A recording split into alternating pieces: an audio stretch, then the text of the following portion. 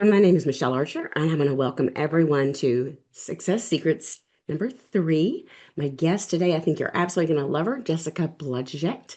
And I'll tell you a little bit about her before we get started, and then you're going to hear from her the rest of the time because, my voice is scratchy. So, anyway, she's got the goods. So, Jessica's one of the most accomplished leaders truly in our industry in direct selling, network marketing, whatever you want to call that. She has she's a seven-figure earner, which is unbelievable. And she's built organizations spanning tens of thousands of distributors and consistently ranked among the top recruiters and top sellers and team builders in her company. And I actually know her founder, and I reached out to her founder and said, I'd love somebody amazing to take part of the series. And Jeannie said, I've got the perfect person. Let me put you in charge of Jessica. So let me put you in touch with Jessica.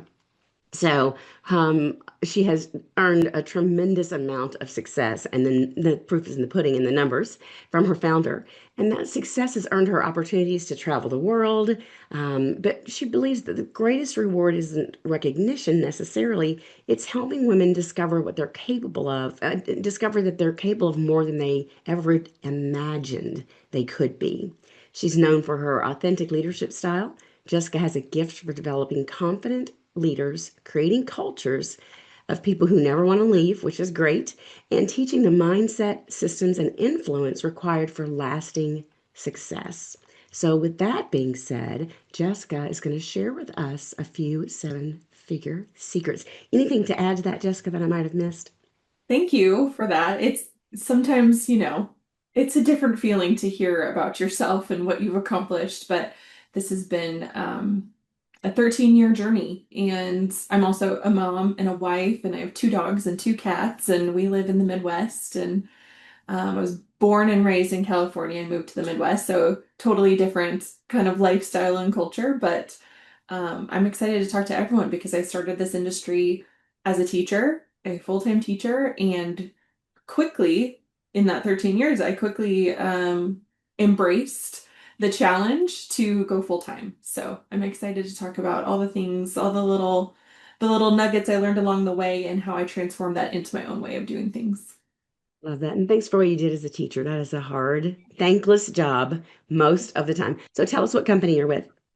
Sure. I am with a company called Beauty Society. We have been around for 21 years, a well-established company that is in some really exciting growth, and I love it. We are known for all things beauty, internally as well as externally. So we have incredible wellness products, but also skincare is something we are most known for, and then the makeup that's infused with skincare as well. I love that. And it is, and it has been around. You've got a great founder. So I'm glad that you have your little time to spend with us today, mostly perfect strangers, maybe sharing a few little tips. So, what's the most important thing that you've learned in your journey that other people can apply? Um, Gosh, it's hard to narrow down one most important thing, but if I had to pick just one, because you have to have this, nothing else will work, you could have every system. You could do every DMO, which is daily method of operation. You could have every task list. You could know every person. But if this one thing isn't right, if it isn't ready, if it isn't open and connected and have passion and drive behind it, then it's not going to all work. And that is mindset. Mindset is a very big part of this industry, but really, everyone, it's a part of being an entrepreneur. It's a part of owning any kind of business. I've owned a brick and mortar business that's been really successful. I've owned a complete online social media network marketing, and they both have, their strengths and differences. But the mindset is the biggest thing because you're accountable to you, and you have to show up every day, and you have to have something that drives you to put those feet on the floor and walk into your office or grab your laptop or just work in bed on your phone every morning. Whatever that is, you have to have something in you that's driving you to do that and show up each day, even when the orders don't come, even when people aren't commenting or watching your lives. Like, there has to be that internal drive within you, and it really does begin with the mindset. Agree. Mindset, probably, if you don't have a healthy mindset, nothing else that you learn is going to help you because you'll talk yourself out of it. You'll throw negative self-sabotaging beliefs in the midst of that. And part of mindset is not just how you think, but it's who you surround yourself with. And that's why I do these little series once or twice a year, hopefully to expose people to others with healthy mindsets. If you don't have that in your family of 100%. origin or in your upline necessarily, yeah, there's without it, nothing else works. I 100% agree. And I have to say, off of that as well, 13 years ago, just for everyone listening, I did not have a healthy mindset.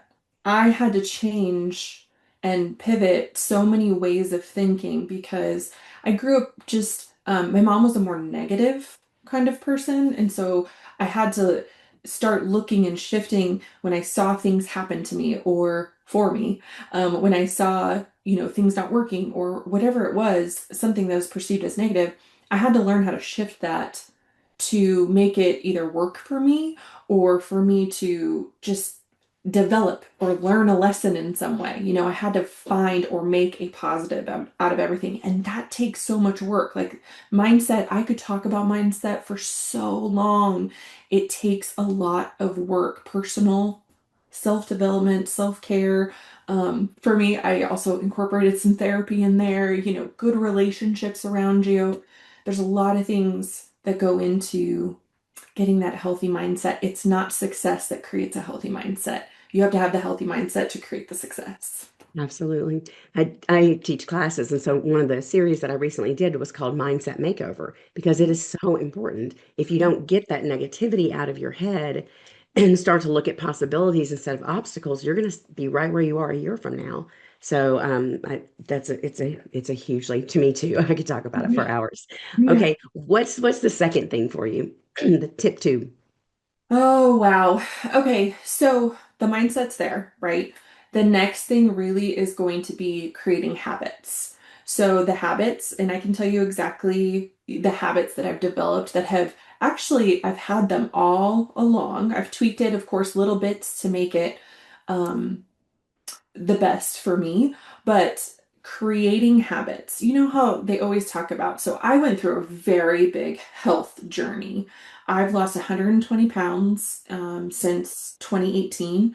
And that is the same kind of thing. You have to have this mindset shift, and then you have to create these daily habits. I mean, I am not the kind of person that is craving a workout. I wish I was, but I'm not that person. I'm craving a cookie. Like that's just where my brain is. So the same is true when it comes to this industry or just being a business owner in general.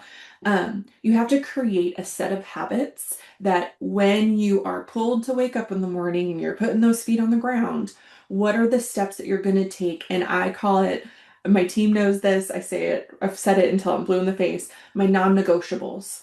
The things that I will do no matter what, just like I will never go a day without brushing my teeth. It's the same thing for my business. If I want my business to be taken seriously, if I want to be taken seriously, I have to commit to a daily habit, daily routine. And for a lot of people in this industry, we hear that acronym DMO. So what's your DMO? What is your daily method of operations? And I'm going to give you a short list of non-negotiables. This is what I do every day. And unless something so dramatic, but I'm telling you, on vacation I do it, I just do it because it's habit like brushing teeth. If I'm sick, guess what? That's the beauty of this industry. I can lay in bed and do it from my phone. I don't have to do necessarily going live or anything like that, but I can do these other things. So if you have a pen, you can write down some of these things. But number one, first and foremost, is content. And content isn't something that you should overthink. One strategy that has worked for me is what's called batching content. So like once a week, I'll do a bunch of different things to create content for myself. So maybe I'll talk about a product and I'll create a couple of videos of it, or I'll change my shirt a couple times and do different looks, change my hair a little bit and, showing a product or whatever it is, picture with my family, my dogs, all the things. So content, although I think a lot of people, especially since I work with women primarily, I think sometimes we tend to overthink it, and you shouldn't.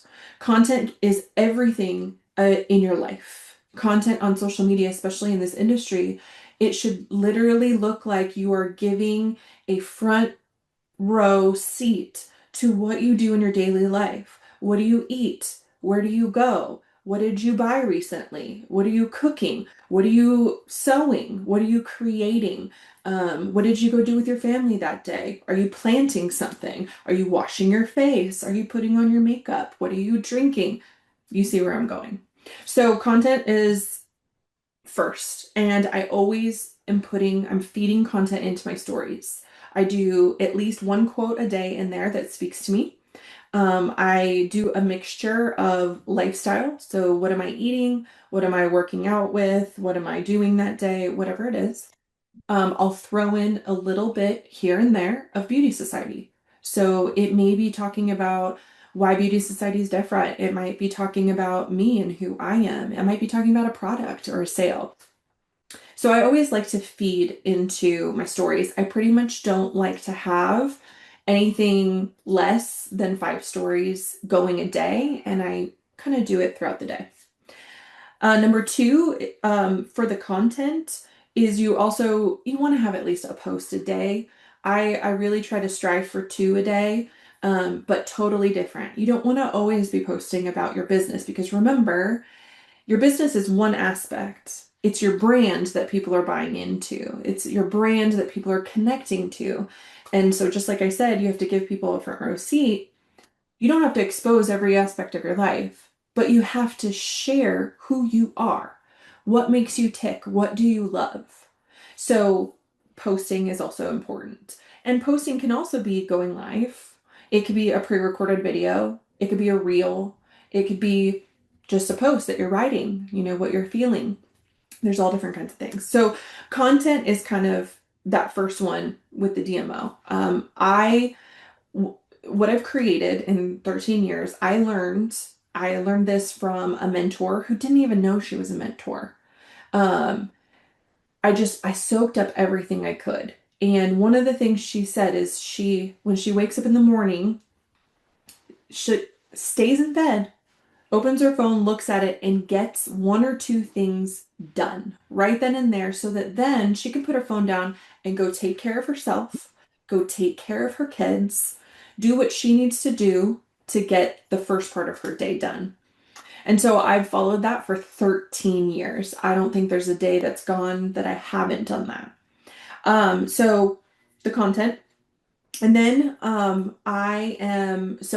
us personally here at Beauty Society, we have a lot of great systems. And one of the things that we have is this large group called Society for All. It's a lifestyle group. Let me put the link here in the chat. There it is. And you can request to join. We do all kinds of things in there, but in there, I'm intentionally engaging. So every day I'm going to engage, and the engagement doesn't stop there. So I start with that group, Society for All, and then I go to my newsfeed. Every single day, the most important thing outside of your content, outside of messaging people one on one, not vendor events, the most important thing that will contribute to your success as a daily action is engagement. You need to care more about other people than about yourself. Let me give you a perspective there. So, when I say caring more about yourself, you're the one posting content. You're choosing the content, you're posting that up, right? And then you're sitting back and you're seeing the likes and the comments or the lack thereof. Okay. Instead of that focus, the focus needs to be on everyone else's content. People that are your current customers, people you want as customers, people you want as possible prospects to join your company. You want to engage every day. What I tell the women on my team and men, what I tell them is 50 engagements a day. That can be in stories or on the news feed. That literally means caring about what other people are talking about, asking a question on someone's post, giving genuine feedback. So saying, "Oh my gosh, I love your dress," or "Your family pictures are so cute. Who was your photographer?" Or "Do you have a recipe to this dish that you made?" Whatever that content is, you need to do that more than anything else. So you do the content for yourself, but then you need to get engage on everybody else's content. And if you did just that every single day, you would see a huge change in your business. You would see a huge change in your newsfeed on Facebook, on Instagram. It's a little different when it comes to TikTok, a little bit, but I primarily have built on Facebook and then Instagram is kind of a secondary. So those daily method of operations that are tried and true to me and work, it's how I gain new clients. It's how I gain new followers. It's how I keep myself relevant on social media, on Facebook. That's probably one of my biggest nuggets and tips that I hope you can take something away from. Right. And y'all, if you have questions, you can pop them in the chat as we go and we can answer them.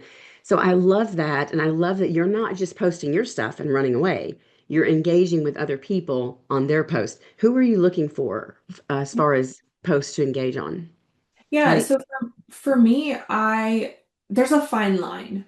I don't want anyone to think that you should just approach social media as a what can I get from this? Can I get a new customer by doing this?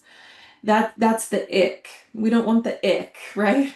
We right, want genuine. And I like to think that I've really done well on social media with creating genuine relationships with people. The majority, you guys, the majority of my clients, the majority of people that join my team are people I don't know in real life. They're people I've met through social media. And that's attributing to the success I've had with doing the daily method of operations. Now, who I'm looking for, I mean, I'm looking for the people that I would love to work with. Primarily it's women just because I am in beauty, but I have men leaders on my team, and love them just the same. It's just I tend to speak more to women, being a woman myself, but also just that connection. So when I'm on social media, I am sending friend requests. I am engaging on content, including content. Facebook now does a lot of pushing out of people you've never seen before, you've never met. Facebook's trying to tell you to follow this person or to whatever it is, engage on their content. And so when I am looking for people, I'm looking for people that I know that we could connect because I genuinely do care about making connections with people, even if they never become a customer. It's about creating a positive environment. So I always am going to look towards females that are more positive than negative. If they're posting negative content, if they're posting controversial content, politics and things like that, I'm pretty much shying away from it. I'm really trying to focus on women who I just get this feeling from. I see what they're saying, what they're sharing, and I think I'm really good at reading people. Um, and I want to be connected and surrounded by genuine people. And I think that's why what we're going to talk about later about building that culture. Um, I think that's why I'm really good at building culture because I'm building a culture of women who have a like mindset, have a positive attitude, or at least are striving to do that. They want more, they want better. I love that. That culture piece is incredibly important. And I love just reaching out and following people. And Facebook is pushing all of these people in your feed. And there might be some really good connections there. If Oh you yeah. know, took a look, they have a whole new audience. And when you Yes. comment, their audience sees you. Particularly Threads is great, which is a spinoff of Yes. Instagram. Anyway, but all right, so great tips there. So now are we going to talk about culture? Is that number three? Okay. Sure. Yeah. Culture.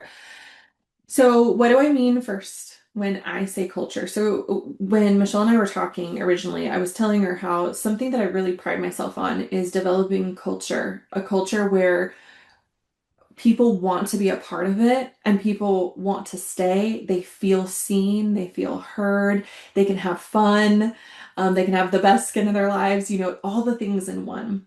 And it's because it's a culmination of 13 years of being a leader, failing, picking myself back up to kind of figure out, okay, what did I do wrong here?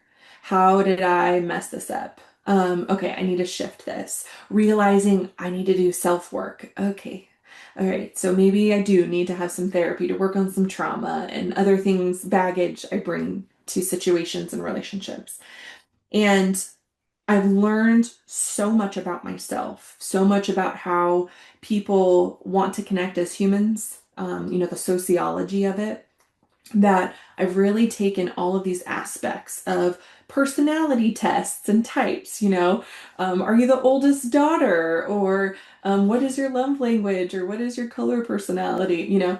Taking all these things and putting it into this big pot, this beautiful cauldron, if you will, and figuring out, okay, how can I help women feel seen, heard, appreciated, and have some fun while we're in that. And so I think we've done a really good job. My retention in my team is really high, higher than it's ever been in my network marketing career. And if you know, it's a revolving door in this industry, but really it's a revolving door in the sales industry in general. You could work at a car dealership and be a car salesperson, and there's a big turnover rate that there as well.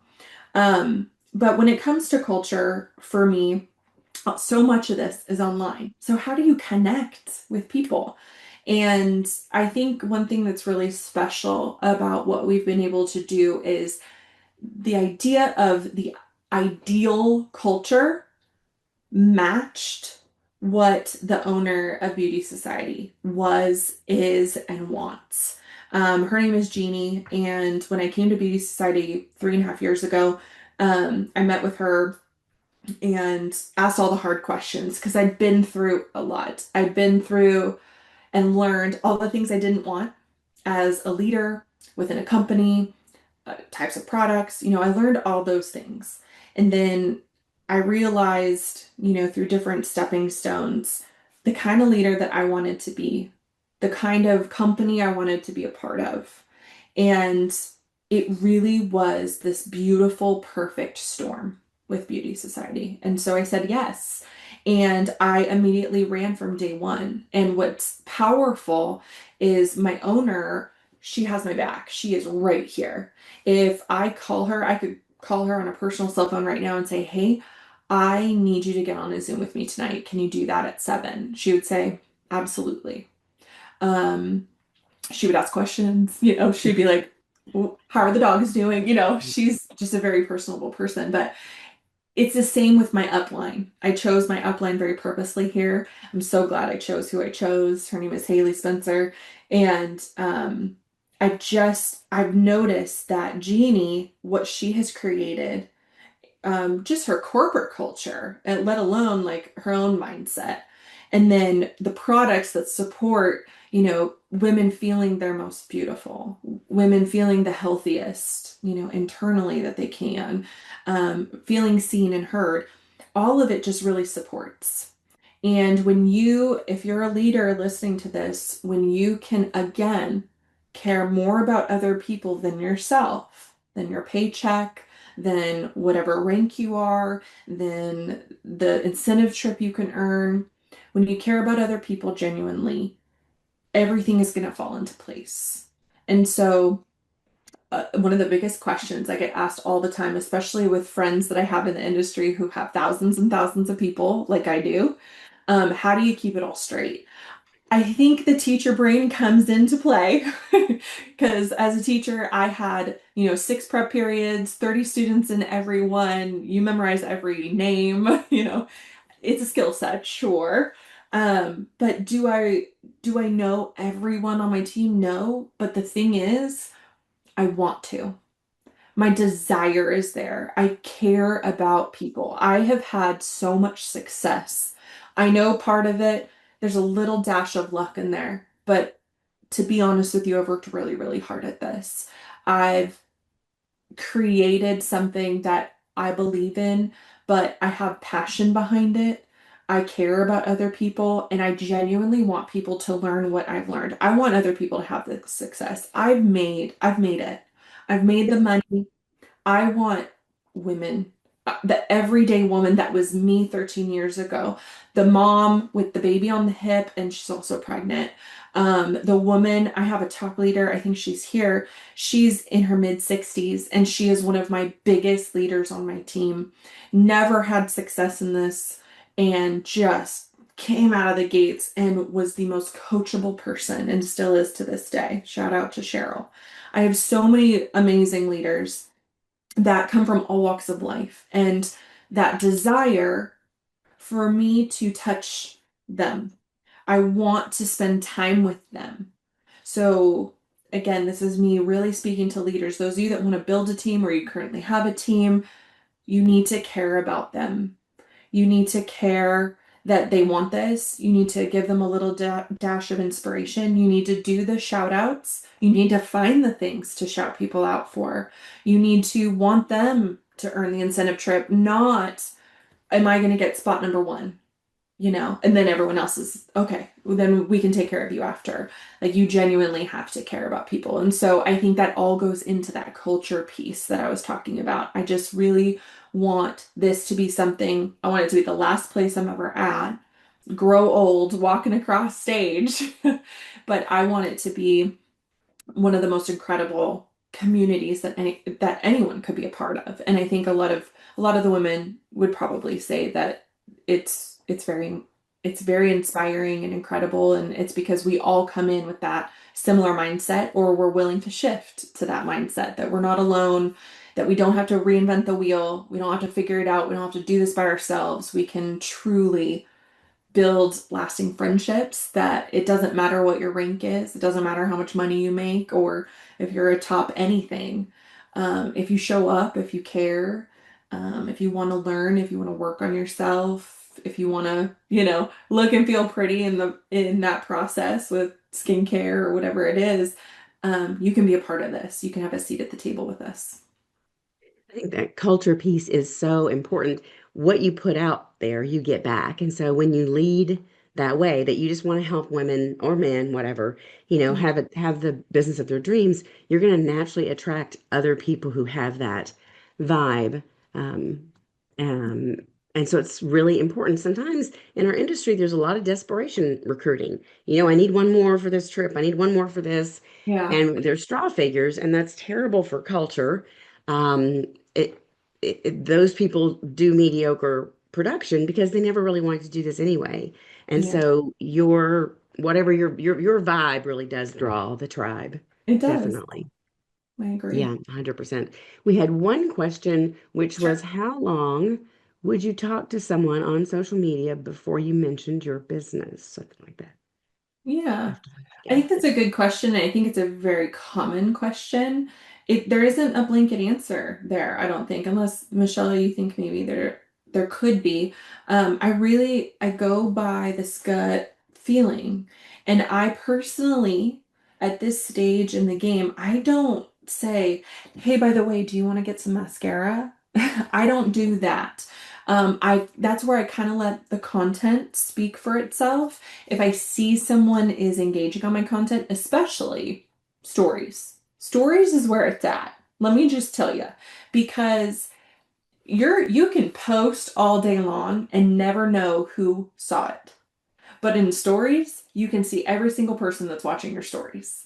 And so what I do, and I'm a very strategic person. Yes, I have this feeling side and this culture side, but I'm very numbers, very strategic. I can get you to your goals kind of thing. But that is one big key piece that I teach, that one of the things I'm known for is creating story funnels and how to utilize that in your business to build a brand and to build your funnel, your sales funnel. And I really utilize those people, that list of people that are watching my stories consistently. And oh, okay, if I've got 30 people that are watching my stories, and oh my gosh, the next week they're still watching, they're interested, they're intrigued, or they're nosy, whatever it is, doesn't matter. But I know that's like my target audience, if you will. Like, okay, they're caring, so let me engage on their stuff. So you start that process, okay? You start engaging on their stories, their posts. And then maybe you take a post that they make or a story that they make and you get it into Messenger. Genuine. Please don't make something up. Please actually care. So let's say they take family pictures, right? So they take family pictures and they look amazing.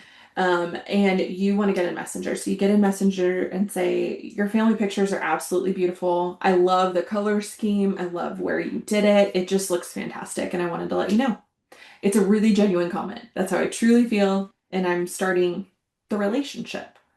And they may write back, thank you so much, or, whatever it is. It may stop there, and that's okay. It doesn't mean my engagement stops. So it's a long game, if I'm being honest with you. Building genuine relationships is a long game. You want to care about people, you want to show up consistently. That's why with those DMOs, it's important for you to show up, to engage, but also to create your own content that's relatable. So when you've just talked to this, woman who just had family pictures, and when you post about, dinner that you made, and it was like the most mouth-watering brisket with mac and cheese, you know, guess what? She might comment on that. And then there's another form of engagement there. It's like this ping pong match. It's really beautiful, going back and forth. And that's how you create a genuine relationship. So when I am at the point where I'm like, okay, well, now what? I really don't typically tell people to then change the conversation unless I see or feel an in. And that in is going to be something where if they make a post and they're like, has anyone found an eye cream they love? Or if I see that she's holding an Alani drink, I know that she drinks energy drinks, and we have a wellness drink. And I could message her, I could use that as an in. I could message her and say, hey, I saw that you love Alani's. I was wondering if I could send you something for free to try. I just want to get your feedback on it. And I would just send her one pack. That's it. Yes, I would pay for the shipping because I genuinely care. I want to know what she thinks about it, and maybe it ends up being a customer in the future. So really, that long roundabout answer to my question, or to that question, Laura, is you really have to kind of feel it out. Again, caring more about other people. And if you consistently show up, you'll probably start to see them engaging with you, and there will be more of an in somewhere in there. One of the things I first learned in sales was the easiest way to start a conversation is a sincere compliment, which is exactly what you're talking about now. And I think sometimes we take the people out of social media and we're treating it almost like a sales kiosk, and it isn't transactional. And when we do that, it turns people off. They don't follow us, they'll unfriend us, they'll mute us, whatever, Yeah. because nobody gets on Facebook wanting to be sold to. I mean, we get sold to by Facebook. Yeah. um, but yes, starting that relationship, finding out what they're interested in, what are their pain points, what problems do they need to be solved for Yeah. them. And Right. that's a great approach. But again, you got to lay a little bit of that groundwork with people, just as you Right. said. So it was a great Right. question. Yeah. Any other questions as we wrap up here? Try and keep these to 30 minutes. I'll I give know you I could talk forever. I'm a no, talker. that's okay. I'll give everybody a few seconds to pop those in there because we do have someone who's built a huge organization, and that is so nuanced. But I think it does begin with really caring about people and building rapport with them and gaining trust. Or recruiting is all about trust, that It they're is. willing, they believe you, and they believe you're going to be there, and they believe that this is viable. Whatever company we're talking about, recruiting is always about Right. trust. And the most honest way to build trust is to show up authentically as yourself. If you try to show up like me or anybody else, that's not authentic to you. If I love to cook and you hate it, should you start cooking and showing that content? I mean, unless you're wanting to learn to cook and you can show the messy process. Yeah. Someone else said, my issue is being interesting. I feel like I'm boring and I don't know how to switch that narrative and what to post. So what do you say to that? Yeah, so that's LaWanda. Um, yes, you know what I'm gonna say? And she loves a little tough love from me, so I'm gonna give her it. You have to eat, you have to dress yourself, you have to do other things like I don't care if it's brushing your teeth or doing your skincare or whatever it is. You have to shop, you have to do all kinds of things, right? We have to make those everyday mundane things relatable. It's not about being the most interesting person in the world. It's about being relatable. It's about sharing, I went grocery shopping, but I found this. Here, have you ever seen these on the shelf? I haven't until today, but I just tried one and look, I'm gonna try it right now. I'm gonna put this in my stories, a video of me putting it in my mouth. And oh my gosh, it's like spicy and sour and all these things. And that's so genuine. That's so like people message when I did that, people messaged me like, where did you get that? That is genuine. That is interesting. It's not about the fancy houses, the fancy cars, the fancy jewelry, or anything else. It's about your everyday life and making it relatable.